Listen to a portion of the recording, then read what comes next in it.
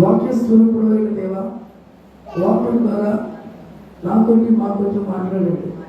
మమ్మల్ని సెర్చ్ చేయండి. మేము నడవలసిన మార్గంలో మమ్మల్ని తీర్చండి.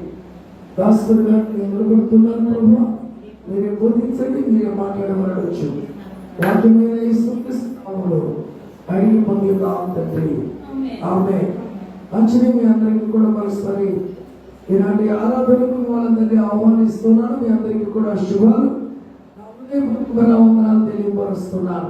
యెషయా గ్రంథము 26వ అధ్యాయము 3వ వచనం చదువుకుందాం. ఎవరి మనస్సు నీ మీద ఆనుకొనునో వారిని నీవు పూర్ణ శాంతము గలవానిగా కాపాడుదువు. ఏలయనగా అతడు నీ యందు విశ్వాసం ఉంచి ఉన్నాడు. దేవుని స్తోత్రం, హల్లెలూయా. ఈ రోజుని మనం కుటుంబాల్లో చూస్తున్నాం.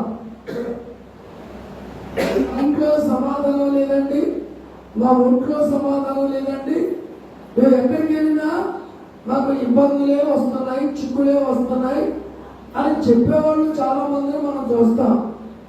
అలా రావడానికి కారణం ఏంటంటే మనసు అంతా ఎక్కడో పెట్టారు, ఎక్కడో ఉంచారు. కానీ ఎవరి మనసు ఎక్కడ ఉండాలి అంటే, ఎవరి మనసు నీ మీద ఆనుకున్నో వారిని నీవు పూర్ణ శాంతము గలవానిగా కాపాడుదువు.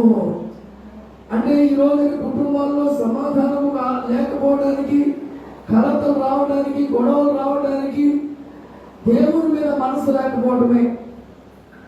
చాలా మంది అంటారు కదా, మనశ్శాంతి కరువైపోయిందండి. ఏమంటారు? మనశ్శాంతి కరువైపోయింది అంటారు. ఎలా కరువైపోయింది? ఎలా తెలుసుకున్నావు నువ్వు? ఎలా తెలుసుకున్నావు? ఏంటంటే మనసు పాడైపోయిందండి, మనశ్శాంతి కరువైపోయింది అంటే నువ్వు ఎలా తెలుసుకున్నావు? అంటే నీ ఇంట్లో ఏదో సంఘటన, నీ పిల్లల విషయంలో ఏదో సంఘటన, నీ భర్త విషయంలో ఏదో సంఘటన, నీ భార్య విషయంలో ఏదో సంఘటన, బయట ఏదో సంఘటన నీ మనసుని పాడు చేసింది. ఈ లోకములో ఈ మనసును పెట్టుకుంటే బాగుపడేది ఏమీ లేదు, కానీ ఈ ప్రశాంతత కోల్పోవడమే తప్ప ఏమీ లేదు. అందుకే అంటున్నాడు, ఎవరి మనస్సు నీ మీద, ఎవరి మీద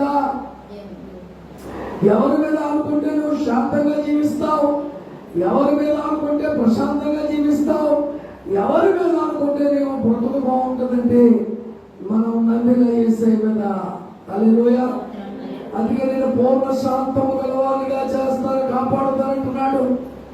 మరి ప్రతి ఒక్కరూ చూస్తున్నాం కదా మనం, అయ్యా నా మనసు ఎవరి మీదో పెట్టేసుకున్నానండి. ఇక పిల్లలు ఎవరస్తులు వచ్చేసి చూస్తూ ఉంటే నా మనసు ఆ అమ్మాయికి ఇచ్చేసానండి అంటాడు. ఎవరికి? ఆ అమ్మాయికి ఇచ్చేసానంటాడు. మనసు ఇచ్చేసాడంట. మనసు ఇచ్చాడేమో, తర్వాత చెప్పాలి తప్ప వెళ్ళి బతుకంతా బస్ స్టాండే. ఎవరి మనసు అనుకోవాలంటే, ఎవరి మీద అనుకోవాలంట? దేవుని మీద అనుకుంటేనే ప్రశాంతత కలుగుతుంది. కొంతమంది ఈ మనసులో పాడు చేసుకోవడం గల కారణం ఏంటంటే, దేవునికి ఇవ్వవలసిన స్థానం ఇవ్వక, దేవుని కంటే ఎక్కువగా లోకానికి స్థానం ఇచ్చి ప్రశాంతత కోల్పోతున్నారు. అన్ని అయిపోయిన తర్వాత, తెప్పులు వచ్చిన తర్వాత, మనసు ఎవరికో ఇచ్చిన తర్వాత వచ్చి నన్ను కాపాడు ప్రభువా.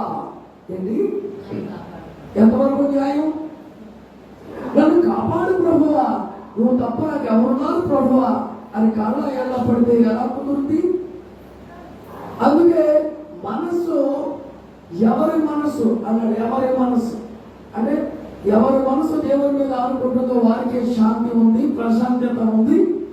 వారిలో దైవము ఉన్నాడు కాబట్టి కార్యాలన్నీ సాధ్యపరచబడతాయి.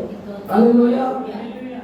మరి ఎవరిమో చూడగా మనం ఎక్కడి నుంచి వచ్చామో తెలియదు, మనం ఎవరిమో తెలియదు, కానీ దేవుడు ప్రేమించి మనల్ని ఏం చేశాడంటే దేవుని దగ్గరికి ఆయన తెచ్చుకున్నాడు. తెచ్చిన తర్వాత మనము ఆయన వాక్యాన్ని రుచి చూచాము, ఆయన సన్నిధిని రుచి చూచాము, ఆయన మాట ఏంటో రుచి చూచాము, ఆయన దర్శనం ఏంటో రుచి చూచాము, ఆయన ఏంటో మనం రుచి చూసి తెలుసుకున్నాం. కనుక మన మనసు ఎప్పుడు కూడా మొదటి స్థానం దేవునికి ఇచ్చాము. ఇచ్చిన తర్వాత మన మనసు ఏమైంది? శాంతంగా మారింది. శాంతంగా మారింది. ఎలా శాంతంగా మారింది? ఎవరైనా ఏదైనా నిన్ను మాట్లాడితే నువ్వు తిరిగి మాట్లాడవు. వాక్యం ఏం చేసింది? శాంతంగా మార్చింది. నీ మీద గొడవ పడుతుంటే నువ్వు తిరిగి గొడవ పడవు, శాంతంగా మార్చింది. అంటే ఎవరు మార్చలేదు? ఎవరి మనసు ఎవరి మీద ఆడుకుంటే వచ్చింది ఈ మనసు? దేవుని మీద ఆడుకుంటేనే ఈ మనసు వస్తుంది. మరి దేవుని మీద కాకుండా దెయ్యం మీద ఆడుకుంటే ఎలా ఉంటుంది? సాయంకాలానికి మా ఇల్లు చూస్తారండి, ప్రశాంతత కోల్పోతున్నామండి అంటారు ఒక స్త్రీలు. ఎందుకు? ఆడు తాగి వస్తున్నాడండి, తాగి వచ్చి ఎలా చేస్తున్నాడండి, ఇల్లంతా గొప్ప ఏంటి పీకి పందలు వేస్తున్నాడండి, ప్రశాంతత కోల్పోయేవాడిని, మనుషులను కోల్పోయేవాడిని అంటారు. అంటే ఎవరికి చోటు ఇస్తే ప్రశాంతత కోల్పోతున్నారు? ఎవరికి చోటు ఇస్తే ప్రశాంతత దొరుకుతుంది? ఎవరికి మీరు స్థానం ఇవ్వాలి? నీ ఇంట్లో ఏదైనా తేడా వచ్చింది, ఇబ్బంది వస్తుంది, కానీ నీ మనసు మొదట ఆడుకోవాల్సింది దేవుని మీద.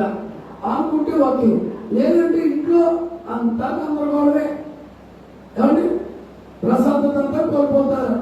అందుకే కాపాడబడాలి అంటే, రక్షించబడాలి అంటే, మనం పోషించబడాలి అంటే అన్ని విధాలుగా దేవుడి దగ్గర మనం ఒదిగిపోతే చాలు. ఎవరి మనసు ఆయన మీద ఆడుకుంటుందో ఆయన పూర్ణ శాంతం గలవాడిగా కాపాడుతానంటున్నాడు. పరిస్థితులు ఎలా ఉన్నప్పటికీ కూడా దేవుని మీదే నిలకడగా మన మనసు ఉండాలి. పరిస్థితులు మారిపోతే మనుషులు మారిపోతున్నారు.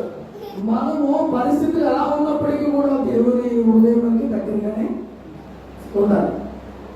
ఎక్కడికి వెళ్ళినా బ్రతుకు మారిపోతా? నువ్వు నిలకడలేంది, నీ మాట నిలకడలేంది, నీ మనసు నిలకడలేంది, ఏం మారిపోతాయి?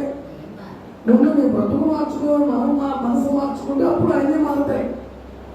అందుకే ఎవరో శాంతం, ఎవరో ప్రశాంతతం అంటే ఎవరి మనసు దేవుడి మీద ఆడుకుంటున్నారు వాళ్ళు పూర్ణ శాంతంగా కాపాడుతానంటున్నాడు. ఎందుకు కాపాడుతానంటాడు? నీవు ఆయన మీద విశ్వాసం ఉంచావు కాబట్టి. శరీరానికి వ్యాధి వస్తే తగ్గుతుంది, మనసుకు ఏదైనా మందులు అంటారు. చాలా మంది అంటారు మనోవ్యాధికి మందు లేదంటారు. ఏ మనోవ్యాధి? మనసుకి ఏం పట్టుకుంది? జబ్బు వచ్చింది. ఏం జబ్బు వచ్చింది? మనసుకి జబ్బు. అది ఈ జబ్బు ఆ జబ్బు లేదు, మనసుకు అన్ని జబ్బులు పడతాయి. కానీ పట్టకుండా చూసుకొని ఏసై దగ్గర ఖచ్చితంగా మనసు ఆనుకునేలా చేసుకుంటే కరెక్ట్గా సెట్ అయిపోతాం. లేకపోతే ఎంతవరకైనా అంతే. అందుకే హృదయం శాంతి కావాలి, మనసులో శాంతి కావాలి. ఏంటంటే పరిస్థితుల మధ్యలో కూడా శాంతి కావాలి. స్వార్థ పని, మా పనే స్వార్థ పని, మా పని వేసే పని. ఉద్యోగాలు లేక రాలేదు, వ్యాపారాలు లేక రాలేదు, ధనం సంపాదించుకుని తెలివితేటలు అన్నీ ఉండి విడిచిపెట్టి వచ్చాం మేము. ఏం చేతగాక రాలేదు మేము. ఏమండి? మా పనే వేసే పని. దేవుని స్తోత్రం. ఎన్నాళ్ళు బతుకుతాం? కొద్ది కాలం. ఎన్నాళ్ళు తిరగబడతారు?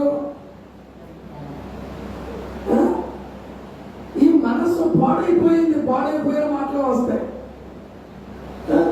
అందుకే నువ్వు పని లేదా సంపాదించుకుంటే నువ్వు డబ్బు వస్తుంది ఈ రోజుల కాలంలో. నాకు ఇచ్చిన రకాలైతే చాలా ఉన్నాయి. రోజు చాలా డబ్బు సంపాదించవచ్చు. కాదు, దేవాది దేవుడు ఒక మాట చెప్పారు, ఆ మాటలో పడ్డాం. నాన్న అన్నాడు, అన్ని విడిచిపెట్టి వచ్చాం. తెలివితేటలు లేక కాదు, లోకంలో అన్ని కూడా తెలుసుకున్న వాళ్ళమే. పని లేదా? ఈ మాట చెప్పడానికే మేము వచ్చాం, అదే మా పని. దేవుని స్తోత్రం. అందువరకే శాంతి ఎలా వస్తుందంటే తిరగబడితే రాదు, గొడవ పెట్టుకుంటే రాదు, అలా పెట్టుకుంటే రాదు, అన్నవాడిని అంటే రాదు. మనం చాలా జాగ్రత్తగా యేసు మనసు కలిగి ఉండాలి. ఉంటే ఖచ్చితంగా మనం ప్రశాంతంగా జీవిస్తారు. యేసుక్రీస్తు ప్రభువులు ఏం చేశారు? ఎవరిని ప్రశాంతంగా ఉండొచ్చారా? ఆయన జీవితంలో 30 సంవత్సరాలు సాధారణమైన జీవితము, ఒక మనుషుడు ఎలా జీవించాలో చూపించాడు. తల్లిదండ్రులకి ఎలా లోపడాలో ఆయన నేర్పించాడు. తల్లిదండ్రులకు పని చేశాడు. యేసుక్రీస్తు ప్రభు ఒంటరిగా పని చేశాడు. బైబిల్లో రాయబడి ఉంటాయి, ఏం తెలియదు కొంతమందికి. వారి తండ్రి గారు ఒంటరిగా పని చేస్తారు. అలాగే యేసుక్రీస్తు ప్రభు కూడా తండ్రి గారి పనిలో పాల్గొమలు పొందుకొని తండ్రికి తల్లికి సహకారిగా ఉన్నాడు. అలాగే 30 సంవత్సరాల జీవితం అంతా అలా మందిరంలో గడుపుకుంటూ తల్లిదండ్రులకి చెరువుగా ఉంటూ ఈ మనసును తండ్రి దగ్గరే ఎప్పుడు పెట్టాడు. తండ్రిని దేవుడు ఎందుకు పంపించాడు అన్న మాట మర్చిపోలేదు. వచ్చిన తర్వాత 3.5 సంవత్సరాలు సువార్త ప్రకటించాడు. సువార్త ప్రకటించేటప్పుడు ఎవరైనా ప్రశాంతంగా ఉన్నాడా ఏంటి? గాయాలు చేసేవాడు, దెబ్బలు కొట్టేవాడు, అవమానించేవాడు, దుమ్ములు వేసేవాడు. ఇక ఒక రకమా వీడు దెయ్యాలు పట్టుకున్నవాడు ఏంటి, వీడు తాగుపోతాడు, దురిగిపోతాడు, ఎన్నో మాటలు మాట్లాడాడు. పరిశుద్ధుడు ఆయన పరిశుద్ధుడు. ఆయన మనసు తండ్రితో ఏకమై ఉంది కాబట్టి ఆయన ఎన్ని వచ్చినా తట్టుకోగలిగాడు. దేవుని స్తోత్రం, జయించగలిగాడు. మనం కూడా అంతే. మన మనసు యేసు మీద అనుకుంటే చుట్టూ పరిస్థితులు ఏమైనా సరే మనం ఏం చేస్తామంటే తట్టుకునే అవకాశం దేవుడు ఇస్తాడు. తట్టుకునే అవకాశం దేవుడు ఇచ్చి మనకి కష్టముల నుంచి, శ్రమ నుంచి, బాధల నుంచి, అనుభవం నుంచి విజయం దయచేస్తాడు. దేవుని స్తోత్రం. అందుకోసం మనం ఏం చేయనప్పుడు మన మనసు దేవుడు అనుకోవాలి.